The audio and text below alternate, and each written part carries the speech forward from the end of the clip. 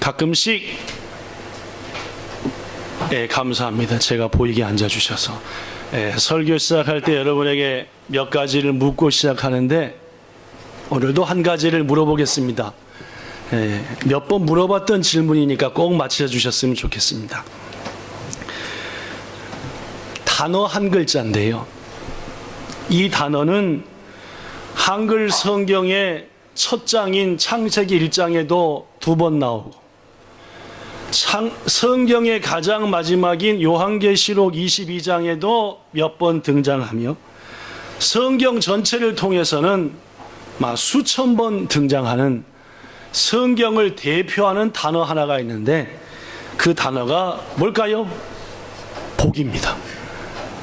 후쿠라고 대답하시는데, 일본말로는 후쿠라고 번역하기도 했고, 혹은 슈쿠후쿠라고도 번역된 데가 있고, 가장 많이 번역된 게 사이와이라고 번역되기도, 이렇게도 번역됐던, 전부 다 한국말로는 복 혹은 축복이라고 한 단어.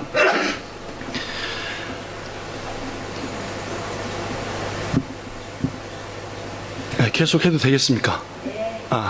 안 되겠는 분이 한 2-3분 계신 것 같은데.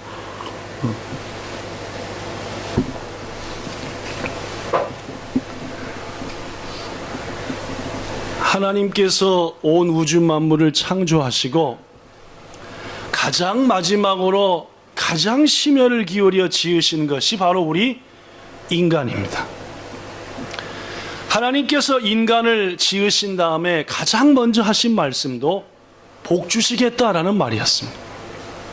창세기 1장 27절과 8절에 보니까 하나님이 자기 형상대로 사람을 창조하시고 하나님이 그들에게 복을 주시며 이르시되 생육하라 번성하라 충만하라 다스리라. 성경 곳곳을 통해서 확실하게 알 수 있는 한 가지 사실은 하나님께서 여러분과 저한테 복 주시기를 간절히 원하신다는 말씀입니다.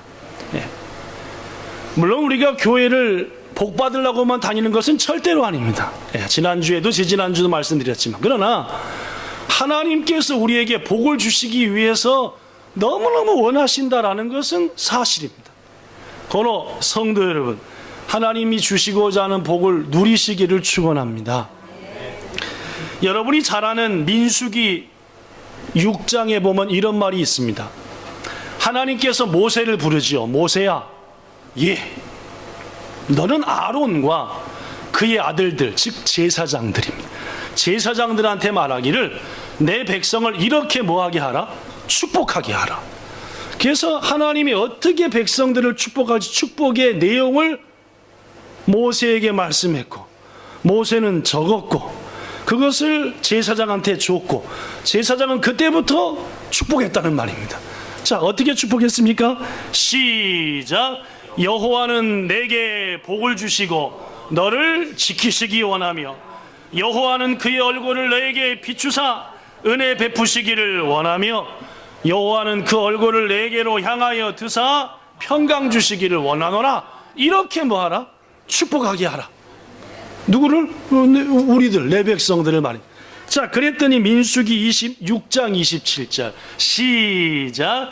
그들은 이같이 내 이름으로 이스라엘 자손에게 축복할지니 내가 그들에게 복을 주리라. 그렇습니다. 이 말씀 하나만 보더라도 하나님은 자신의 백성들에게 뭘 주시기 원한다? 복 주시기 원한다. 그래서 사람들로 하여금 뭘 빌게 하신다? 복을 빌게 하신다. 그 빈 복 그대로 내가 하나님께서 우리에게 뭐 하신다? 주신다. 그렇습니다.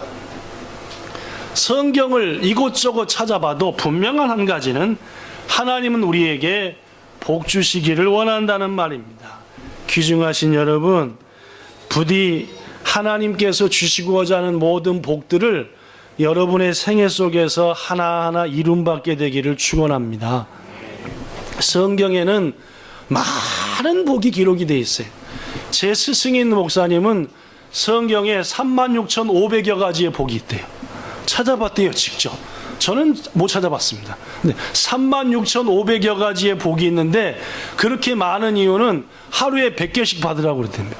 그것도 일리가 있다, 그죠? 일리가 있습니다. 여하튼 성경에는 그토록 많은 복이 있는데, 여러분이 잘 아시는 마태복음 5장에는 이런 복도 있습니다. 첫 번째, 천국을 얻는 복. 이 땅에서 뭘 차지하는 복? 땅을 차지하는 복. 하나님의 아들이라 뭐 하는 복? 일컬음. 하늘의 상을 뭐 하는 복? 받는 복. 등등 복이 있습니다. 제가 좋아하는 창세기 15장에 보면은 하나님 자신이 아브라함의 복이 되시기도 하십니다. 아브라함아, 두려워하지 말라. 나 자신이 너의 축복이고 너의 상급이 되겠다. 하나님 자신을 줘버렸어요. 오늘 거듭 축원하기는 제가 지금 말씀드린 마태복음 5장과 창세기 15장 복 외에 성경에 기록된 수많은 복들을 여러분의 생애 속에서 차곡차곡 응답받고 무엇보다 누리시는 귀중한 여러분 되시기를 예수님 이름으로 축원합니다. 그런데 오늘 여러분들에게 이 복 중에서 무엇보다 또 한 가지 귀중한 복을 소개하고 싶은데, 그 복은 만남의 복, 이른바 임복입니다. 전 우리 본향교회 성도들에게 지난 16년간 임복에 대해서 2번을 설교했었습니다. 왜냐하면 여러분과 제가 어떤 사람이 되기 위해서 임복 있는 사람, 복 중에 복, 여러 가지 복이 있지만 사람의 복이 있어야 됩니다. 그렇죠? 아무리 이런저런 복을 받아도 만나는 사람마다 날 속여먹고 내 가슴을 후벼가고 하면은 그거 힘든 일이잖아요. 그죠? 여러분, 임복 있으시기를 축원합니다. 성경에서 임복 하면 완전히 두드러지는 두 사람이 있습니다. 구약의 한 사람, 신약의 한 사람. 자, 신약의 임복 누가 최고 있을까요? 가장 힌트, 동역자가 많았던 사람? 바울. 그렇죠? 물론입니다. 훌륭하십니다. 역시 훌륭하십니다. 한 서너 분이 동시에 바울이라고 말씀하시는데, 사도 바울은 자기가 쓴 서신들을 보면은 마지막 부분에서, 자, 누구누구에게 문안하라. 그들은 나를 위하여 목숨도 내놓았다. 누구누구에게 문안하다. 그들은 나의 어머니고 나의 보호자다. 라고 말씀하면서 자신에게 붙여준 동역자들, 하나님이 보내주신 임복의 사람들을 소개하는. 그래서 학자들은 주저없이 임복의 사람 누구냐? 신약에서 바울 얘기합니다. 자, 구약에서는 누굴까요? 물론입니다. 오늘 본문 말씀인 역대상에 나오는 다윗입니다. 오늘 본문도 마찬가지고 역대상 사무엘 같은 게 보면은 하나님께서 다윗에게 보내주신 사람들의 이름이 나와요. 쫙 어느 지파에선 누구 어느 지파에선 누구 해서 몇천 명 몇만 명 토탈 약 40만 명. 하나님께서 얼마나 많은 사람들을 다윗한테 보내준지 모릅니다. 하나같이 다 하나님이 보내주셨습니다. 다윗이 하나님께로부터 받은 최고의 축복 중에 하나는 임복의 축복이었다는 말입니다. 역대상 11장 9절에 보면 이런 말이 있습니다.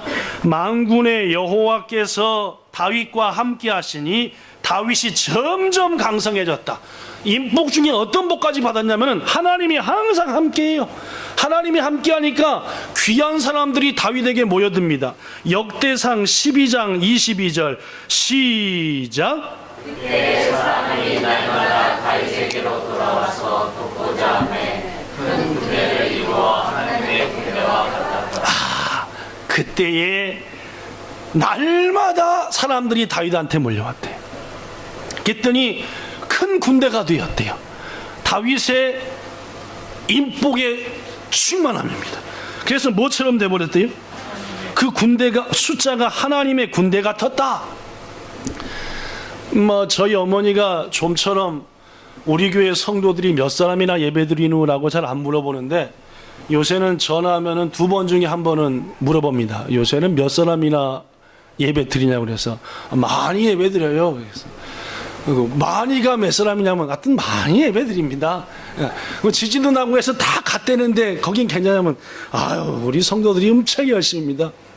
왜 어머니가 자꾸 물어보냐면은 어머니가 다니시는 교회가 서울 자양동의 자양교회라고 하는 교회인데 그 교회가 꽤 할아버지 목사님께서 목회를 하시다가 더구나 그 목사님이 기도도 많이 하시고 해서 항상 목소리가 허스킵니다. 그래서 저도 우리 이경호 목사님 계실 때는 주일을 비고 한국에서 어머니랑 주일 예배 드린 적이 있어서 가서 보면은 그 목사님 음성이 안 들려요. 잘 혼자 뭐라고 말씀하시고 막 은혜는 스러운 것 같은데 그냥 끝나요. 그러다 보니까 항상 어머니가 뭐 말씀을 하시는 것 같은데 잘 못 알아.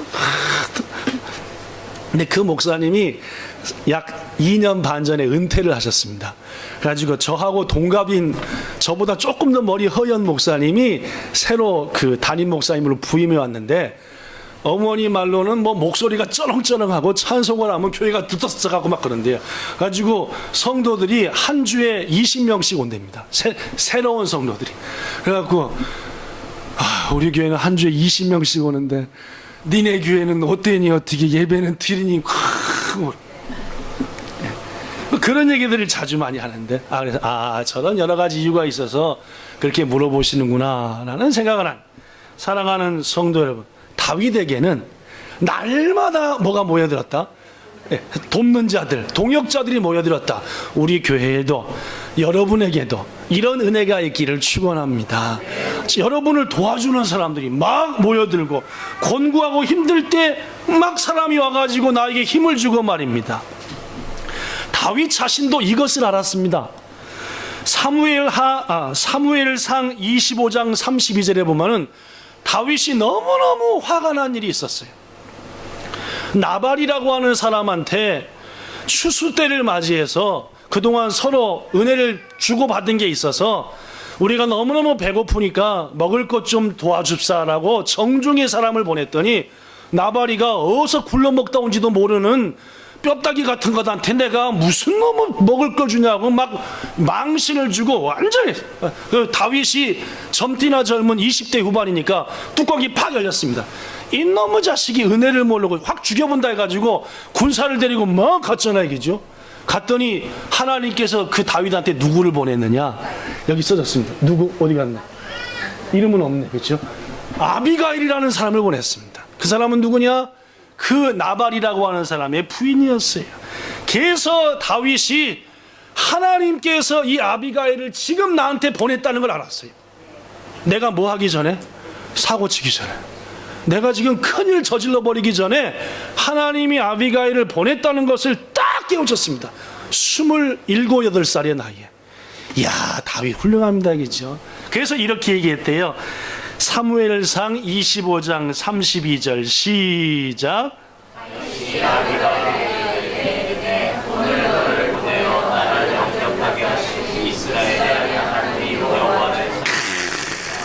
하나님이 날 앞에 안 보냈으면 난 오늘 사고 쳤고 살인자 됐고 끝장나는 건데 하나님께서 나를 위해 너를 오늘 보내주셨구나 알았어요. 다윗은 이 사건을 계기로 하나님이 이유가 있어서 한 사람 한 사람들을 보내주는 줄 알았고 그 사람을 통해서 하나님의 뜻을 발견했습니다. 지난 주간 우리 성인 집사님이 한국에 가서 그 성인 집사님 가는 편에 우리 본향교회 성도들이 몇 주간 모은 우리 양은주 권찰의 딸내미 수아에게 하여튼 금일봉을, 우리의 마음을 모은 것을 넣기는 못하지만 그래도 힘껏 힘써서 전달했습니다. 그랬더니 우리 양은주 권찰이 말하기를, 목사님 그렇지 않아도 세상에 혼자 남은 것 같고 너무너무 외롭고, 여러분에게도 소개했지만 망막이 없어서 한쪽 눈은 하얗고 척추는 서서 댕길지 못 댕길지 모르고 심장은 수술했고 여러 가지로 온 몸이 3kg 됐답니다. 3kg. 이제 100일 좀 지난 것 같은데 약도 1.5kg 태어났다가 지금 3kg 돼서 병원비는 병원비대로 이루 말할 수 없이 들고 몸도 마음도 다 지쳐서 홀로만 남은 것 같아가지고 하루하루가 괴로웠는데 하나님께서 본향교회 성도들을 통해서 이렇게 용기를 주니 다시 한번 힘을 내서 수아를 안고 힘을 내겠다라는 그런 말과 글을 보내주셔서 얼마나 기쁜지 모릅니다. 물론입니다. 그 힘들고 혼자밖에 안 남았다. 이 수아를 안고 내가 평생 어떻게 해나가느냐? 그쵸, 수아보다 훨씬 엄마 아빠가 먼저 죽을 가능성이 많은데 어떻게 하겠습니까? 그죠? 마음 가운데 그 장애 여기저기 많은 어떻게든지 고쳐가지고 엄마 아빠 수아기가 떠나기 전에 혼자 잘 살아갈 수 있도록 그렇게 하나님 은혜 가운데 치유받아야 되겠죠. 그죠? 하여튼 그러나 그 어려운 가운데 여러분과 본향의 성도들이 한마음한 것이 위로가 되고 은혜가 되어서 얼마나 눈물이 날고 감사한지 모른다라는 얘기를 오히려 제 마음이 뭉클했습니다. 그렇습니다, 여러분. 하나님께서는 때때로 사람을 보내시고 혹 사람을 통해서 우리에게 용기를 주시고 기쁨을 주시고 다시 한번 힘내게 하신다. 이게 바로 무슨 복이다? 인복이다, 그 말. 이 복을 여러분 차지하시기를 축원합니다. 오늘 본문에 이런 얘기가 있어요. 여러분에게 한번 소개한 얘기인데, 지금 이 본문이 기록될 당시에 다윗은 어디 있었냐면은 아둘람이라고 하는 굴과 그 황무지에 있었습니다. 자기 고향 땅을 떠나 사막에 있는 굴 속에 도망가 있었어요. 왜 그랬느냐? 사울 왕이 이 다윗을 죽이려고 했습니다. 왜? 자기의 왕의 자리를 뺏어 먹을까 봐 괜히 겁이 나가지고. 그래서 다윗은 지금 10년 넘도록 도망댕기다가 사막에 있는 굴 속에 피해 있었습니다. 근데 때는 여름이라. 팔레스타인의 여름은 지금 동경의 여름보다 더 덥답니다. 그리고 저녁에는 확 쌀쌀해져 버리고. 그런데 있다 보니까 한낮에 도망댕긴 지 10년 세월이라 시원한 물도 생각나고 이것저것 아랫목도 생각나고 하던 찰나에 이 다윗의 고향은 베들레헴인데 이 베들레헴의 성에 큰 문이 있고 그 바로 밑에 우물이 하나 있는데 그 우물이 그렇게 시원한 물이 나온대. 우리도 옛날에 시골에서 보면은 우물에서 저 밑에 기르면 시원한 물이 두레박으로 그래갖고 딱 저도 두레박으로 길러서 물 먹어봤습니다. 어머니가 물 퍼라 하면은 담아가지고 이렇게 물찌개에다가 지고 하여튼 해본 적이 있는. 그 물이 생각난 거예요. 누구한테? 다윗한테. 그래서 혼잣말로 얘기했습니다. 야, 베들레헴 성문 곁에 그 시원한 우물물을 한번 딱 마셔봤으면 좋겠다. 나는 여길 떠나서 걸로 갈 수도 없고 혹시 누가 나한테 그 물을 마시게 했으면 좋을고 하고 혼잣말로 시원한 물 마시기를 소망했어요. 이야, 근데 그 혼잣말하는 것을 누가 들었어요? 옆에 있던 다윗의 동역자 3명이 들은 거예요, 여러분. 근데 문제가 있었습니다. 이 다윗이 숨어 있는 것은 아둘람 요새고 그 바깥으로 사울 왕의 군사들이 다윗을 죽이려고 포위해 있고, 더구나 지금 전세가 즉 당시 이스라엘은 블레셋과 전쟁 중에 있었는데 블레셋 쪽이 훨씬 강해가지고 이제 다윗의 고향 땅인 베들레헴까지 블레셋 땅이 돼버렸어요.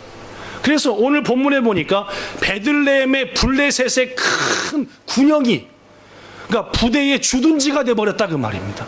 그러니까 아무리 다윗이 물을 먹고 싶다, 또 다윗의 충직한 동역자들이 실망하고 힘들어하는 우리 다윗에게 그 물 한 번 떠다가 드려서 용기를 드리자 하고 싶다 하더라도 사울 왕의 군대, 블레셋 진영 보통 일이 아닙니다. 더구나 왕복 80km예요. 80km 면이죠, 그죠? 40km가 100리니까 200리입니다, 그죠? 이야, 이거 보통이야. 그러나 여러분 알다시피 이 3사람은 조용히 그 자리를 떠나서 다윗이 알지 못하는 가운데 가서 물을 떠온 줄로 믿습니다. 물을 떠왔어요. 뭐 다른 이유가 아닙니다. 이 물 한 모금으로 10년 넘어 지친 다윗이 용기와 힘을 얻었으면 이런 마음으로 떠온 거죠. 순수한 마음입니다. 이렇듯 다윗에게는 참으로 훌륭한 동역자들이 많았고 그는 인복 있는 사람이었습니다. 자, 그렇다면 여러분, 우리가 어떻게 해야만이 하나님이 보내주시는 인복의 사람이 될까? 성경에는요 2가지 복이 있어요. 내가 아무것도 안 해도 주시는 복, 은혜로 얻는 복입니다. 내가 심은 대로 받는 복, 하나님의 법 따라 심은 대로 거두는 법입니다. 근데 인복은 무슨 말이냐? 하나님께서 우리에게 주신 법칙이 하나인 심은 대로 거두는 복입니다. 첫째, 다윗은 어떤 사람이었기에 이런 인복의 사람이었느냐? 무엇보다도 자기를 희생하여 지체를 품는 사람이었습니다.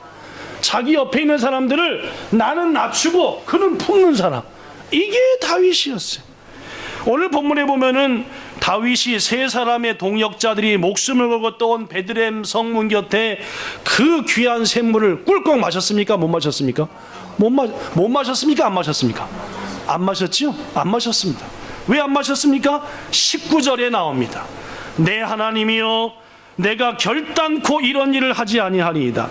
생명을 돌아보지 아니하고 갔던 이 사람들의 피를 얻지 마시니까. 이 물은 그냥 물이 아니라는 거예요. 이 사람들의 목숨이 달렸던 물이다. 이 물을 내가 어떻게 감히 마시겠냐 그 말이에요. 그들을 참으로 사랑하며 귀히 여겼다는 말입니다. 구중했겠지요. 어찌 이런 일을 했느냐? 성경에 나오진 않았지만 가서 어려운 일을 당했으면 어떡할 뻔했느냐? 다시는 이런 일을 하지 마. 내가 어찌 이 물을 너희들의 피를 먹겠냐? 못 먹는다? 표준 세번역엔 이렇게 나왔습니다. 다윗이 말했다. 하나님께서 보고 계시는데 내가 어찌 감히 이 물을 마실 수 있단 말이냐? 이 사람들의 생명의 피를 내가 어찌 마시겠느냐? 이것은 목숨을 걸고 다녀온 새 용사의 피다 라고 말했습니다. 다윗의 생각이 어때요? 훌륭하지 않습니다. 이거 못 떼먹은 리더 같으면은 잘 또 왔다, 어디 한 모금 더 없나? 그러나 다윗은 내가 이 물을 절대로, 사실 다윗은 자기와 함께한 사람들을 참으로 아끼는 광경이 곳곳에 나오는데 두 가지만 소개하면은 제사장들만 먹을 수 있는 진설병을 얻어다가 자신들의 동역자들을 먹입니다. 사무엘상 21장 얘기. 동역자들이 너무너무 굶주려 하니까 모든 건 자기가 책임지기로 하고 동역자들에게 진설병을 얻어다가 먹인다.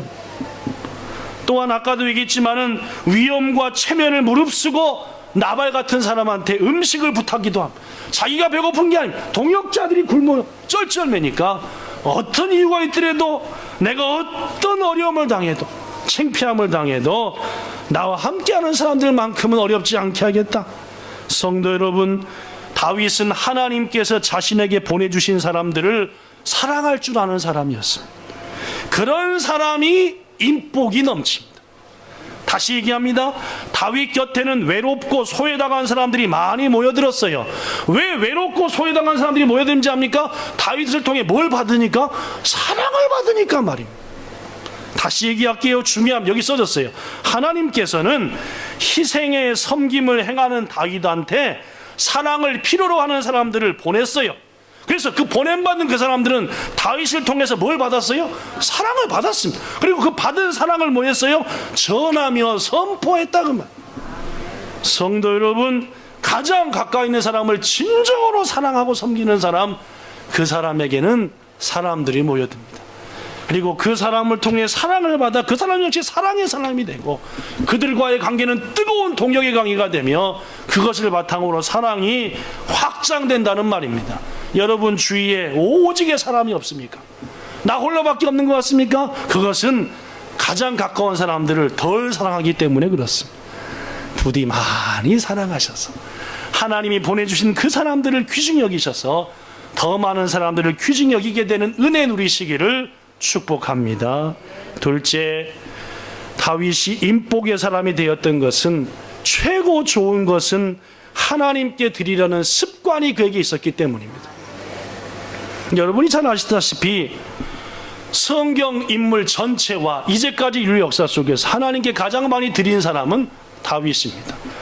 금액으로 보나 물량으로 보나 마음으로 보나 최고의 것을 드렸습니다. 오늘 본문 18절도 마찬가지입니다. 이 세 사람이 물을 떠왔습니다. 못 마셨지요? 안 마셨습니다. 이 피를 어떻게 마셨냐? 그 물 어떻게 했습니까? 쏟아버렸습니까? 그렇지 않았습니다. 아시다시피 18절 맨 뒤에 보니까 그 물을 여호와께 부어드렸다. 이야, 놀랍습니다.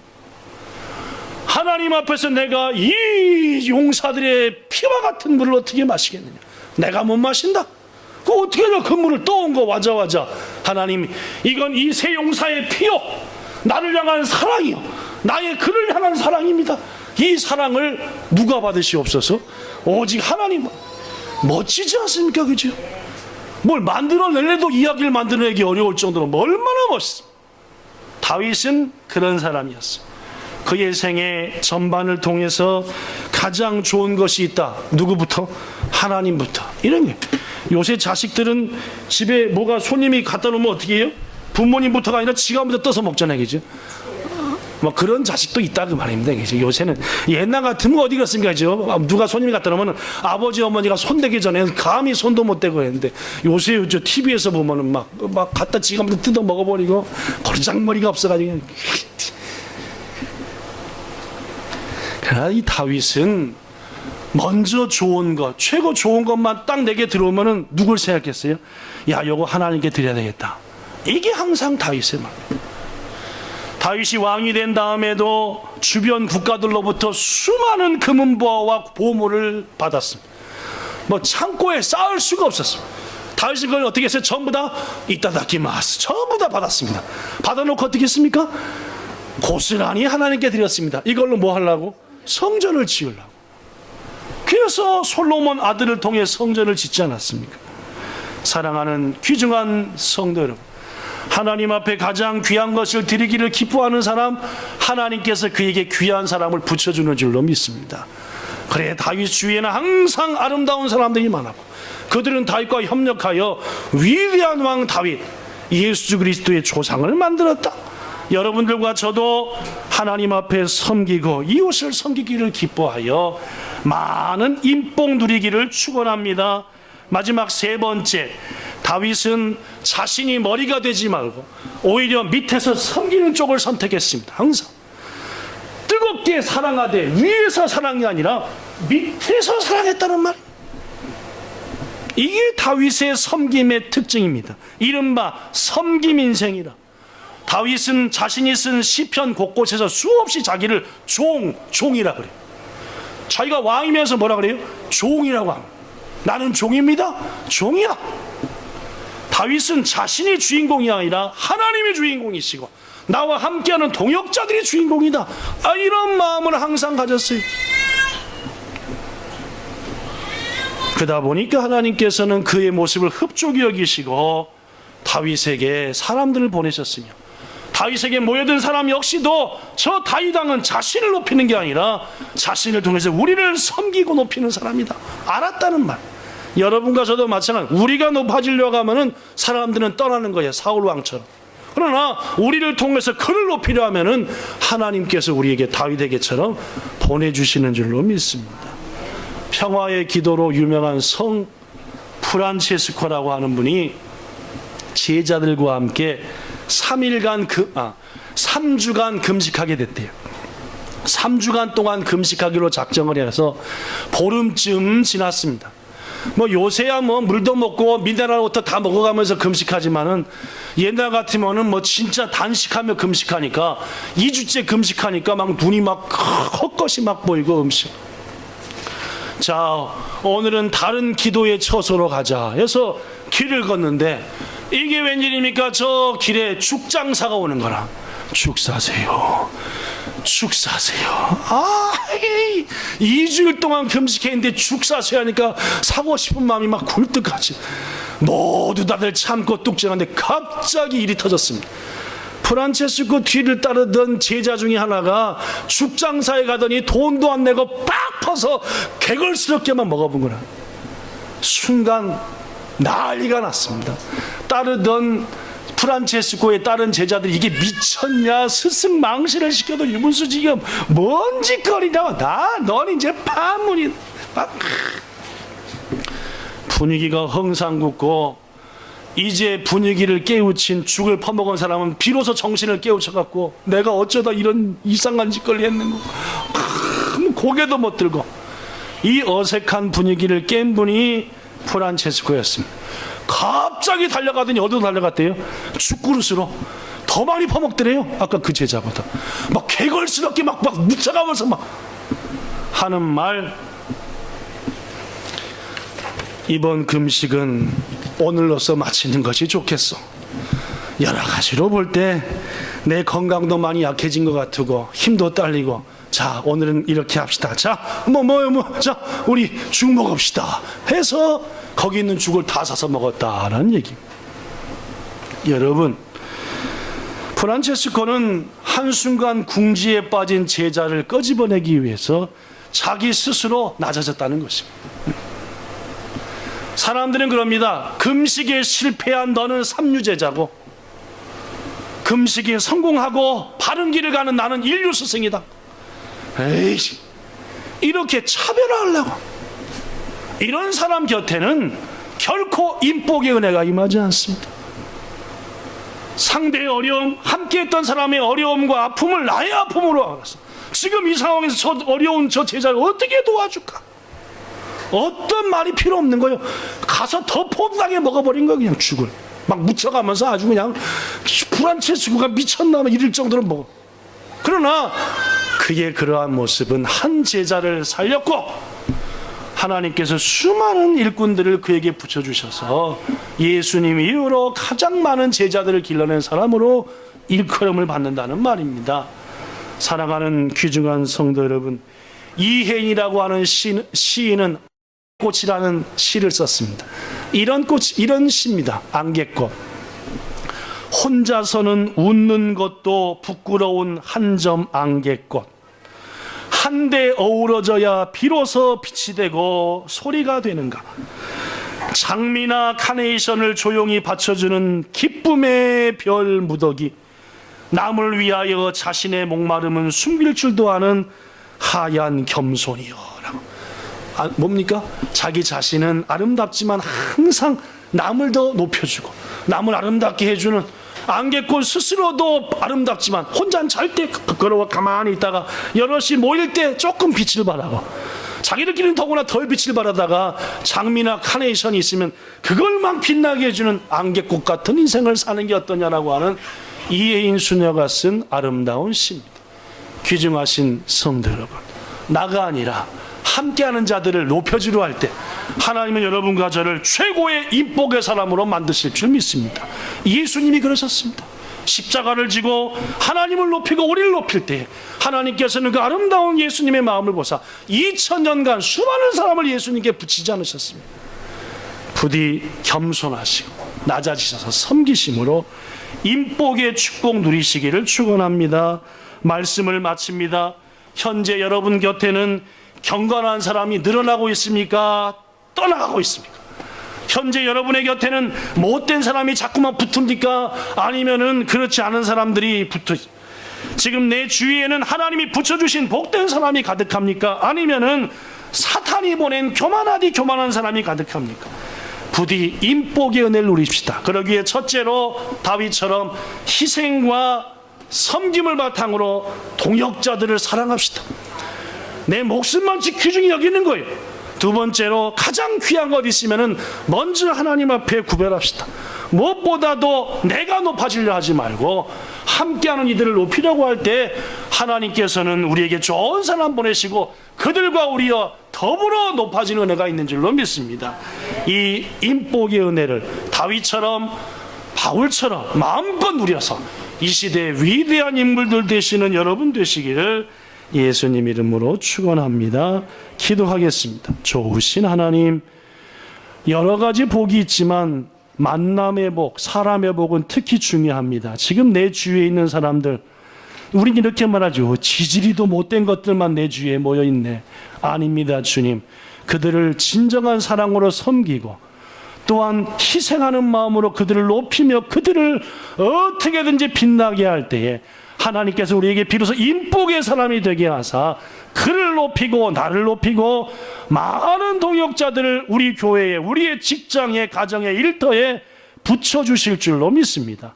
이 보내주시는 은혜, 붙여주시는 은혜를 누리고 마는 다윗과 같은 바울과 같은 인복의 사람들로 여기 있는 모든 성도를 삼아 주시옵소서.